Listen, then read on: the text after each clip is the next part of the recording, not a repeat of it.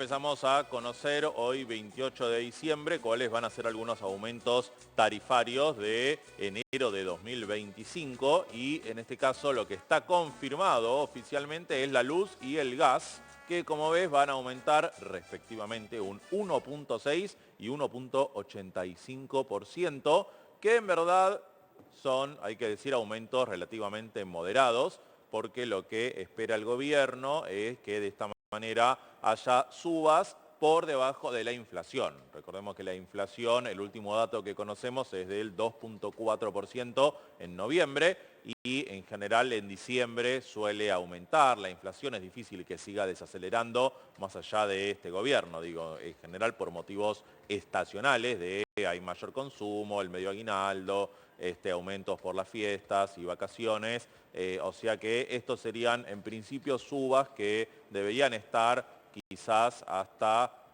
por ahí un punto más o menos por debajo de la inflación para que las tarifas no presionen al alza a los precios, ¿no es cierto? Esto quiere decir también que, bueno, se vuelve a posponer lo que el gobierno espera que sea la normalización de los subsidios. Se empieza a hablar más concretamente de que una vez que hayan pasado los meses pico del verano, donde el consumo es muy alto y como vimos acá, como te mostramos alguna vez en este noticiero, hay aumentos de las boletas muy importantes en invierno y en verano porque se disparan los consumos por encima de los topes subsidiados. Eso es lo que pasa y la gente termina pagando mucho. El gobierno quiere evitar que esto ocurra en los meses pico y la gente siga teniendo que gastar mucho en tarifas y por lo tanto siga cayendo el consumo, etcétera, etcétera, que creo que es hasta ahora la deuda del gobierno, estabilizó la economía, bajó la inflación, pero hay que reactivar un poco más la actividad precisamente. Bueno, por ahí sí en estos meses de más otoño, cuando hayan pasado los meses pico, el gobierno empieza a pensar, según los trascendidos, en un nuevo esquema de subsidios que eliminaría lo que es ¿De manera definitiva? el famoso N1, N2, N3 que se instauró hace ya unos 2 años y pico con el gobierno previo. Bueno, habría el famoso esquema de subsidios más focalizados en los sectores vulnerables, que es lo que el gobierno había anunciado a mitad de este año, pero que se vino posponiendo por estos aumentos que el gobierno intentó que en luz y gas fueran más moderados, como te decía, para evitar que la inflación siga subiendo. Ahora, ¿cuándo se van a replicar las facturas con el mayor consumo? Digo, Y ahora tenemos que noviembre, esperar. diciembre son los meses que empieza a tener una disparada con el consumo de lo que son los Sí. aire acondicionados, los ventiladores y todo Y esto de seguramente elementos más para eléctricos. enero ya empecemos a ver facturas más elevadas que en Sí. diciembre, porque recordemos que la facturación es bimestral, o sea que seguramente la de enero va a incluir ya parte del mes de diciembre, que en verdad hay que decir fue un mes bastante templado, debe ser el diciembre menos caluroso de las últimas par de décadas, no sé cómo lo ven, Y pero recordemos, rara vez hubo más de 30 grados. el año pasado no, hubo un temporal, si mal no recuerdo, con temperaturas realmente elevadísimas. ¿Se Sí, acuerdan del o en el temporal que 22 fue? me decís. Diciembre, no, el 24 de diciembre. Ah, bueno. Hubo un Ah, temporal el famoso muy temporal en grande Bahía con Blanca, sí, lluvias. sí. No, no, acá en la provincia de Buenos Aires también. Tuvimos cortes de energía eléctrica en algunos lugares hasta de una semana, chicos. Bueno, esa era la otra cuestión, el otro gran miedo que tenía el gobierno, que hasta ahora no pasó, el de los famosos cortes programados. Ya desde la Secretaría de Energía y el ENRE venían diciendo que estaban implementando un plan de emergencia, contingencia, para evitar que hubiera grandes cortes en el verano, atajándose con la idea de que hay déficit de infraestructura en el sistema energético nacional. Y habían incluso en el gobierno, como decíamos, hablado de esta posibilidad de cortes programados. Eso hasta ahora no ocurrió de manera masiva y dicen los expertos en buena medida porque hubo temperaturas muy templadas y la gran cuestión es si eso va a cambiar en enero, porque se espera que sí sea un enero bastante caluroso, decían algunos con temperaturas récord, así como este año tuvimos, ¿te acordás? Un mayo caluroso, no, perdón, Sí, un mayo muy frío y un junio más caluroso, bueno, sí. clima de locos, algo así quizás se ve ahora y por eso digo hay que estar atentos, así va a empezar a haber una factura, una boleta mucho más alta, quizás a fin de enero o la de febrero, que va a incluir los consumos de enero si es que ocurre este enero caluroso. 11 40 82 99 38 si quieren para que la gente nos vaya enviando su factura y nos cuente un poco cómo fue el bimestre, ¿no? Sí. De la facturación de los servicios de gas, de luz, agua. También hubo un gran aumento de lo Sí. que es agua, Aumentos entonces... del 4% por mes en general, las tarifas de agua, estamos hablando AISA, que es de la distribuidora de agua del AMBA, en el interior depende ya de cada provincia, pero sí fueron en el caso del agua aumentos un poco más bien por encima de la inflación, con la idea de normalizar las tarifas, ahí sí, porque realmente tiene mucho menos impacto en términos absolutos. El agua en general se paga mucho menos y se puede aumentar más sin que a la gente le represente una erogación tan grande, ¿no? El tema de agua tiene dos tipos de facturación. Yo en realidad no tengo agua corriente, no es lo mismo en provincia que en capital en muchas oportunidades, pero termina ocurriendo que en algunos lugares se factura el consumo y en otros no. Por metro cuadrado. Exactamente. En muchos departamentos en la capital directamente se paga de manera proporcional y no hay medidor, o sea que eso también hace que no haya, evidentemente no hay un consumo estacional del agua para esos No se sabe. departamentos. Claro, digo, no llega así en la boleta.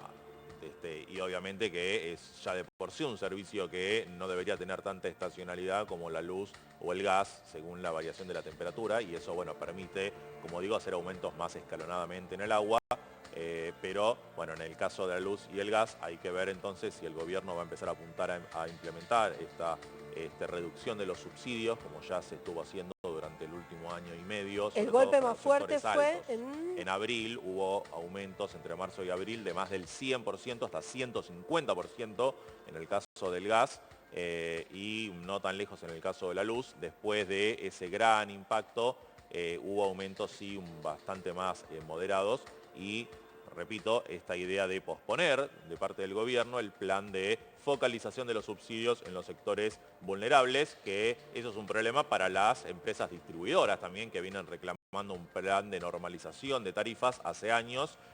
Obviamente eso es perjudicial para los usuarios, pero es lo que reclaman las empresas, así que de esta manera habría que ver si el gobierno empieza del año que viene, con la economía más calmada, a atender este reclamo histórico de las empresas también y, repito, si van a empezar a llegar en ese caso facturas más abultadas.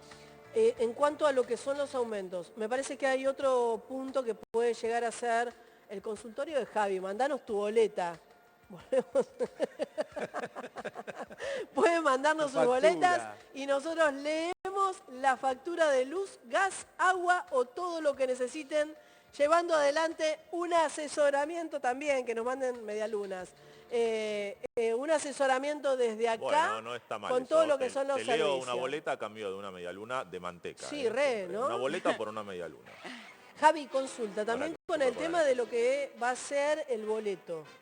Transporte el boleto público. de transporte ahí. El de colectivo puntualmente, que es en donde creo que hay un conflicto mucho más grande, teniendo en cuenta que están coqueteando, le digo de esta manera, que están coqueteando desde hace un par de meses, desde el momento en el que se llevó adelante el paro con la mesa de transporte, que no se realizó y que la UTA no se agregó justamente a este paro que se llevó adelante con el tema de transporte, coqueteando porque cerraron las paritarias que están en complicaciones porque el medio aguinaldo quisieron pagarlo los empresarios hasta en 6 cuotas y ahora nuevamente comienza a llevar adelante una mesa de negociación en donde dicen que una vez más el boleto de transporte de colectivo podría llegar hasta a 1.300 pesos. Eso es lo que piden las empresas de transporte, el llamado boleto técnico, que es lo que les cuesta realmente a cada empresa por cada pasajero pagar el viaje. Parte de eso, buena parte está subsidiado, entonces el boleto que te terminan cobrando a vos es mucho menos, pero las empresas siempre piden subir justamente y acercarse a esta tarifa técnica para depender menos de los subsidios, que tarda mucho en cobrar, y poder cobrar el viaje más inmediatamente a través de la SUBE. Bueno, es un gran tema, Ana, el que decís, porque se viene posponiendo también bastante el aumento de los boletos de colectivos y hasta ahora no hay indicios de que el gobierno quiera realmente conceder a las empresas una suba en los boletos, obviamente, de nuevo, para atajar la inflación y evitar que las tarifas lleven la inflación al alza y poder seguir con este sendero de desaceleración de los precios. Estamos en pleno conflicto, en verdad. Ahora hay conciliación obligatoria entre las cámaras del sector y la UTA. De hecho, debía haber una reunión esta semana pasada por la parte del interior, los colectivos en el interior, no en el AMBA, pero se pospuso de manera medio sorpresiva. Sigue la conciliación obligatoria hasta, creo, la primera semana de enero, si no me equivoco. Sí. Y ahí hay que ver entonces qué es lo que ocurre. En el AMBA, por otra parte, como decías, parece que las empresas, pagaron el aguinaldo en cuotas y que hasta ahora el gremio lo aceptó, seguramente de medio a regañadientes, pero no conocemos que en este contexto del pago del aguinaldo en cuotas haya medidas de fuerza anunciadas por el momento para el AMBA, quizás sí para el interior cuando termine esta conciliación obligatoria, a pesar de que está complicada la situación por esto mismo y porque al no conceder la Secretaría de Transporte la famosa estructura de costos, en verdad cuando se acordó la paritaria a inicios de noviembre, lo que se había dicho es que el gobierno iba a tener que armar una nueva estructura de costos para que se le conceda a las empresas cuánto realmente tienen que, cuánto les cuesta a ellas cada boleto y con esa nueva estructura poder o bien aumentar subsidios o bien aumentar el boleto para que así las empresas se den vuelta y puedan cumplir con lo que acordaron en las paritarias. Bueno, bien. Si el gobierno no hace esto, las empresas no pueden cumplir, dicen ellas, con la paritaria y ahí entra la conflictividad. Hasta ahora sigue ese conflicto medio en stand-by, digamos. A ver, Fiora. Servicio para la gente, porque estamos en época ya de vacaciones. ¿Dónde se paga el boleto más caro? Si no recuerdo mal, creo que en una de las provincias del norte. ¿Formosa puede ser? En Pinamar. Pinamar. Sí, en Pinamar. 2.105 pesos. Sí, Bueno. es carísimo. ¿Pero qué 2.105 ¿Pero pesos. es de media distancia o es de distancia local? Sí, por ahí, No, local. imagino yo que para ir a Local, Valeria, ¿no? ¿Local? Claro, haces el recorrido de todo lo que es Pinamar, Ostende, Valeria y Cariló. Claro. Y es ¿Pero el el boleto recorrido más caro. ese completo? Tenés varios ramales. Uno va de Pinamar hace todo Pinamar, el otro hace Pinamar Ostende, otro hace Pinamar Valeria, otro hace Pinamar Cariló. Yo creía que era Ya del norte, después creo que era de tenés Formosa, uno de Pinamar, los lugares en donde... Villa Gesell. Y en Había- Mar del Plata, agárrense, los que van a Mar del Plata, 1.180 sale en Mar del Plata el boleto, mínimo. Eso con ya el subsidio, digamos. Claro, eso sale el boleto, Sí. 1.180 pesos. Bueno, Así que para los que no tienen auto, era una discusión constante, ¿no? El hecho del boleto, de por qué había tanta diferencia acá en la provincia de Buenos Aires. Yo creo, y no es obviamente para entrar en una discusión con la gente que es de afuera, que acá en Buenos Aires, lamentablemente, para ir a trabajar, muchas veces nos tomamos 2 colectivos, un tren, y terminamos haciendo un montón de combinaciones. Algo que por ahí no ocurre tanto, aclaro, no ocurre tanto como en el interior. En el interior, por ahí uno termina tomando un solo transporte público y no tanta cantidad. Y esto ocurre en las ciudades más grandes, como puede ser un Mar del Plata, como puede ser un Rosario, no así en las ciudades más pequeñas, en donde por ahí se movilizan de otra manera. Ahora, mucha bici, mucha moto. muchísima. Y en Pinamar muchísima. estaba la opción, no sé si seguirá, de si vos vivías ahí, presentabas un servicio, tenías un descuento en la SUBE. Un 50% de descuento, si no recuerdo mal. Eso me Esa parece es una importante. una Y buena la otra cuestión es que esta semana, es de hace unos días, la noticia, la información, pero hubo una conferencia de prensa que llevó adelante el vocero presidencial, en donde habló del salario mínimo vital y móvil. Sí. Que en realidad, una vez más, lo termina fijando el gobierno a nivel nacional, porque en la reunión que se llevó adelante, la reunión del salario, no llegaron a ningún tipo de acuerdo. Es un porcentaje mínimo. Y de hecho el mismo vocero presidencial, Javi, terminó mencionando de que querían hasta eliminarlo. Eso es dijo contradictorio. Adorni que no tendría que haber ni siquiera un salario mínimo. Hubo una reunión hace unos 10 días entre las partes que terminó en la nada. Como vos decías, Ana, ya es, creo, la tercera o cuarta vez que termina laudando el gobierno y fijando el salario mínimo por decreto, porque no hubo reunión nunca, Javi, desde que inició el gobierno de Javier Milei. Hubo reuniones, de manera virtual del Consejo del Salario Mínimo. Pero Mínimo. lo fijó siempre el gobierno. Pero lo terminó fijando el gobierno, porque fíjate que lo que querían la parte de las cámaras empresarias era un salario mínimo en 278.000 pesos a partir de diciembre sería. Y la CGT al contrario pedía un salario mínimo de más de 500.000 pesos con el argumento de así recuperar lo que es verdad, que el salario mínimo perdió este año, o sea, un 100% de diferencia, y terminó laudando el gobierno, ¿con cuánto? Bueno, con un 1 y pico por ciento más de lo que querían las empresas, que es un salario mínimo en 279.000 pesos, que va a llegar a un máximo de 296.000 pesos en marzo.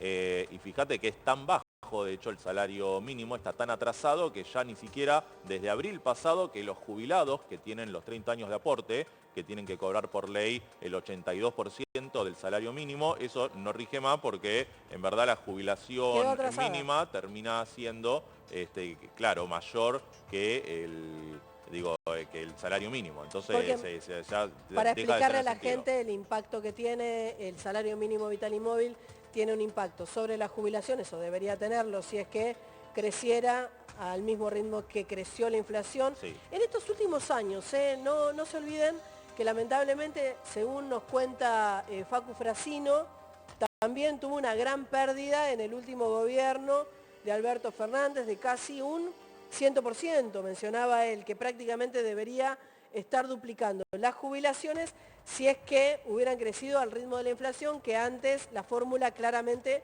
no reflejaba la inflación. Eso por un lado. Está, claro, obviamente por eso tuvieron que incluir el bono para de hecho recuperar las jubilaciones, porque evidentemente la fórmula que aprobó el propio gobierno de Alberto Fernández a fin de 2020 no contemplaba la inflación, y al dispararse los precios, bueno, el gobierno tuvo que emparchar esto con un bono que lamentablemente se hizo permanente, aunque no debería ser así, y esa discreción con el bono que instaló el gobierno anterior es lo que hace que el actual gobierno pueda manejar también esa parte a discreción y terminar achatando las jubilaciones de hecho, ¿no es cierto?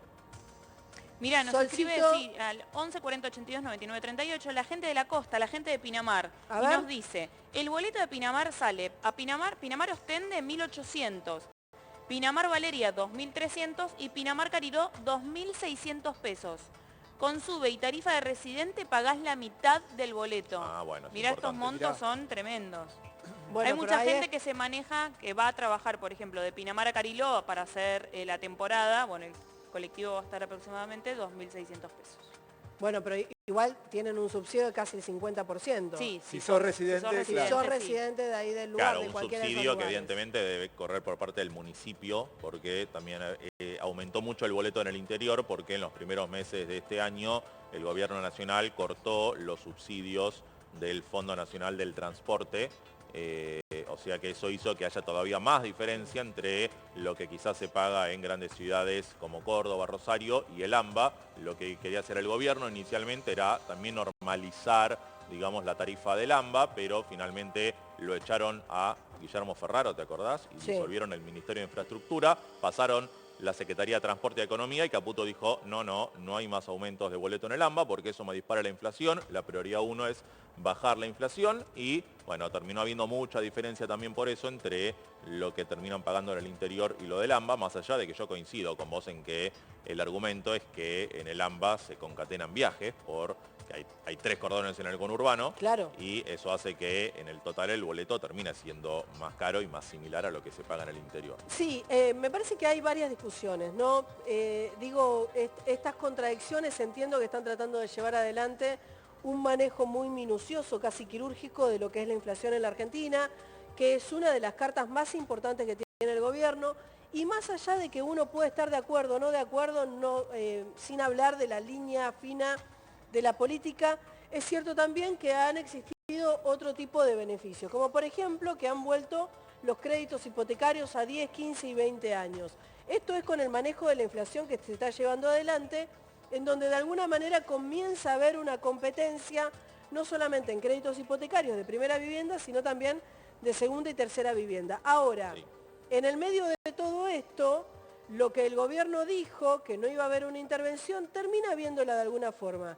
Porque, por ejemplo, estábamos hablando recién del salario mínimo vital y móvil, en la mesa de negociación nos llegaron a un acuerdo, la CGT pedía que prácticamente lo dupliquen, eso sabíamos que no iba a ocurrir porque iba a haber un impacto directo con todo lo que son los acompañamientos sociales, con los planes La sociales, prestación por con la desempleo. jubilación, bueno, absolutamente todo, y no querían que ocurriera de esa manera, pero al mismo tiempo, por ejemplo, en la reunión que se llevó adelante de camioneros, en donde llevaron adelante el pedido de paritarias, intervino directamente el gobierno para romper el acuerdo que llevaron adelante. Camioneros pedía 15, las empresas, me quedé sin aire, ayúdame, las empresas prestadoras le dieron un 8,5 si no recuerdo mal, y el gobierno dijo Sí, que no, y que fíjate únicamente que- podían llevar adelante creo que un 1,5, un 2% de aumento Y por eso mes, de manera mensual. iba a haber otra reunión, una audiencia virtual ante la Secretaría de Trabajo el jueves también, así como con la UTA, en paralelo con la paritaria de camioneros, y ambas reuniones se terminaron suspendiendo, posponiendo,